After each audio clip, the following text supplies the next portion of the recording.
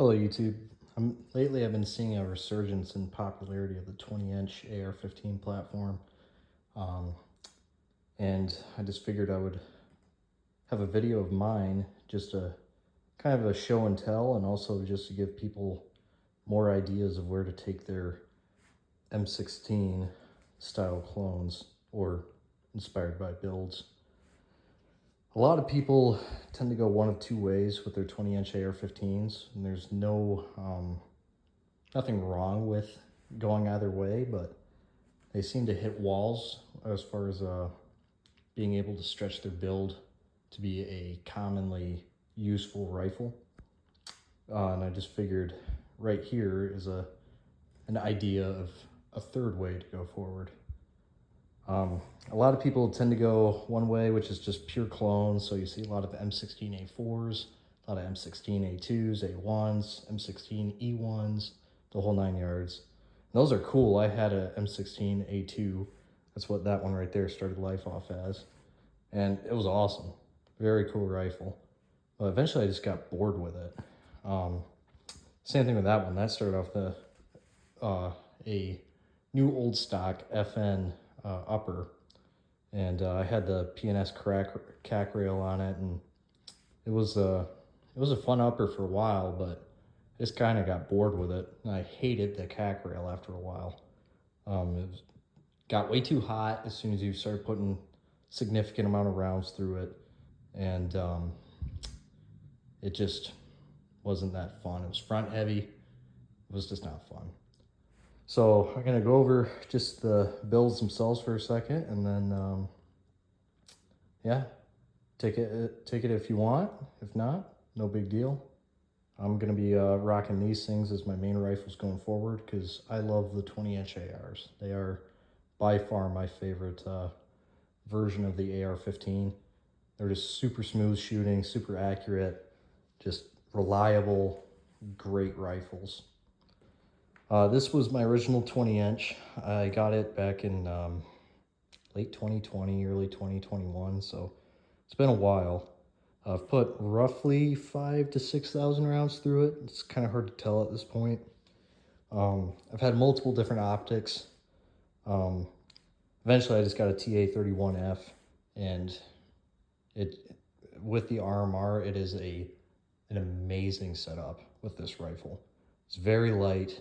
With this BCM free float rail and a Surefire light, this thing fully loaded weighs a little less than 10.5 pounds.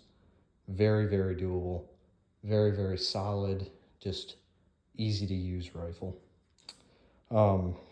I originally had an A2 stock on it, and there's nothing wrong with the A2 stock, but I decided to start messing around with different stocks after a while.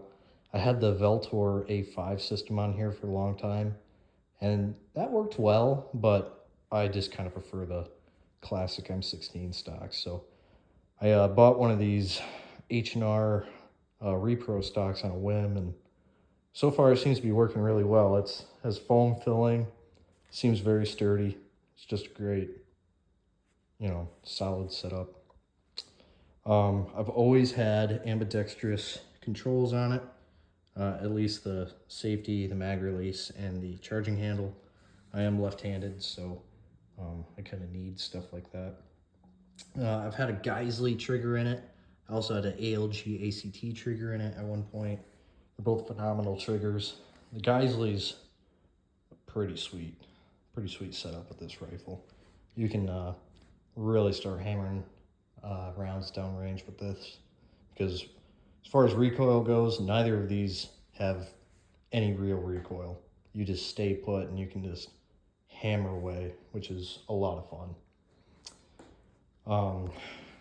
Yeah, the rail is a BCM QRF-12. It is free floated. A lot of people seem to think that you can't free float fixed front sight post ARs. You can. You just have to drive out the pins, take your gas block off, slide your barrel nut and your rail in place, and then put it back together. It's kind of a pain in the ass, but it is definitely doable. And that's basically it for my main rifle. This is going to be my main rifle for a very long time. Eventually I want to get a cold hammer forged barrel for it, but besides that, I don't really see myself changing anything on it. It's basically perfect. This is my backup rifle. There's nothing really wrong with it. I could definitely run it as my main rifle if I wanted to, but I definitely just like that one just a little bit better. Like I said earlier, this started life off as a M16A2 clone, well, clone build, and I just kind of got bored with it. I learned how to shoot with iron sights. Iron sights are a lot of fun. You can be very accurate with them, but I don't know, you just kind of, you want for more sometimes, especially with this platform right here. It's definitely a, makes you feel very strange after running these things for a while, because there's a lot of possibility with these that people seem to sleep on, but trying to find a good way to go about it is tricky. You know, you don't want a super heavy rifle, but you also don't want a rifle that you're afraid of actually using, because you don't want it to break on you. This rifle though is, as configured, is fairly new. I had this A2 stock for a while. It's just a Bushmaster A2 stock, nothing special.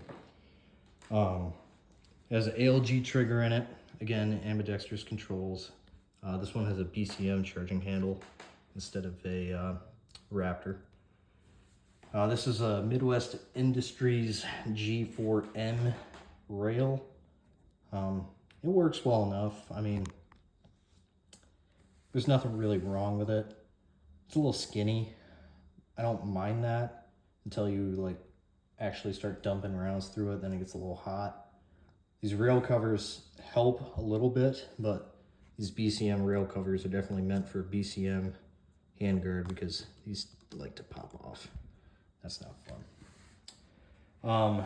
I have one of the Midwest Industries front sight block rail things, and it works. You know, I put it on there just because I didn't feel like buying an extra light mount, and I had this one laying around, so I just have the Streamlight HLX Pro, whatever. It's 1,000 lumens. I've had it for a few years.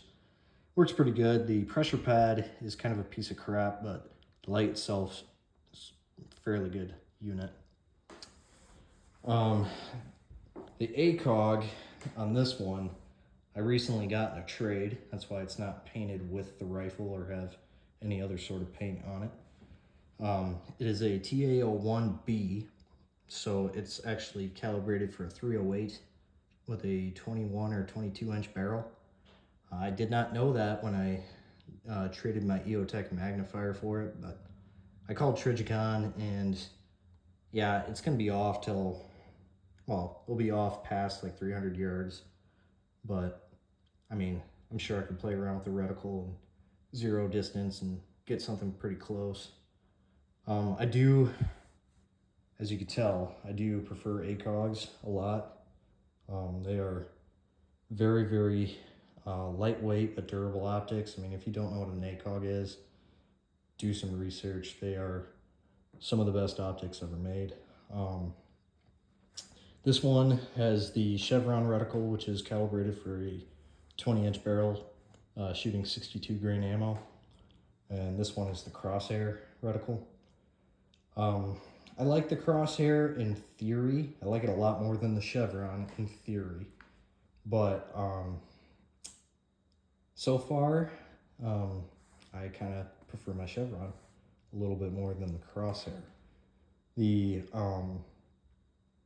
Crosshair will probably grow on me over time. I've only put a couple hundred rounds through this setup as is right now. I've had this rifle for a while, but I haven't had the ACOG for too long.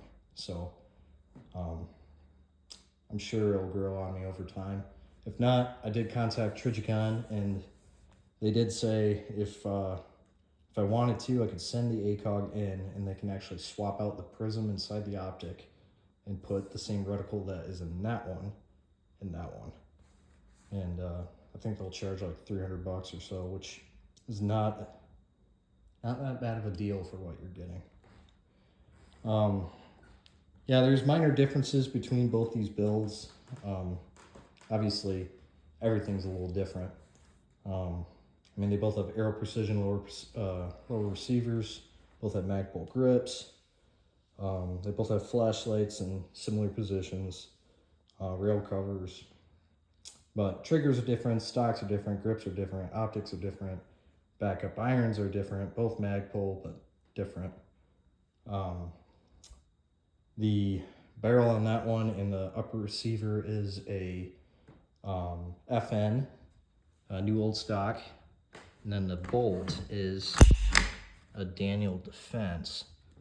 And then this receiver, the barrel is a Ballistic Advantage, which I'm pretty happy with. I heard that they don't really have the longevity of, obviously, of barrels like FN, but other barrels in general, but that's okay. I mean, barrels are a couple $100. That's not a big deal.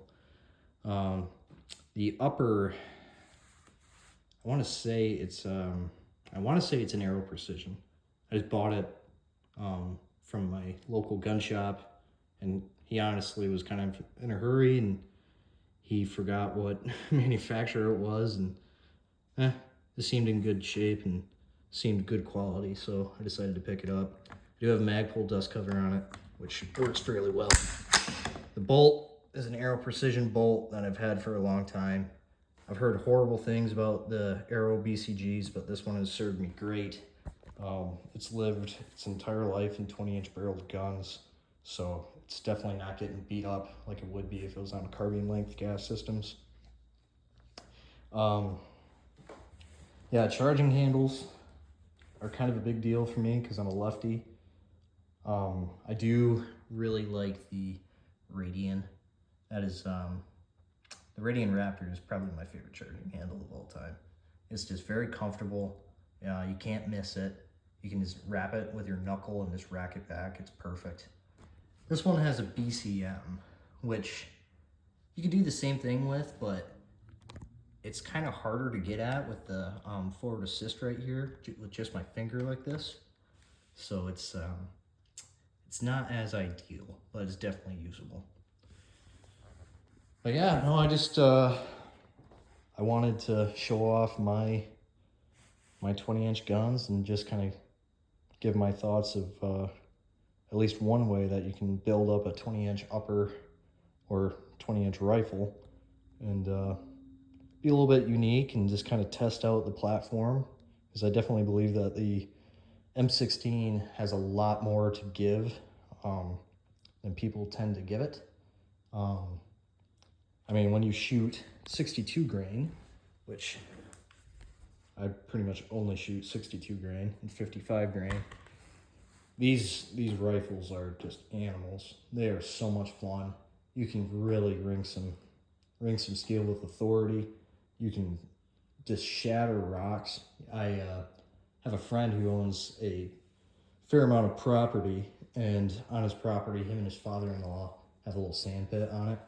There's quite a bit of rocks in there. And some of them are as big as this coffee table. And these 20-inch guns with either 55 or 62 grain will just destroy those rocks. I mean, it's pretty amazing to watch. But yeah, just let me know in the comments what you guys think about 20-inch rifles in general.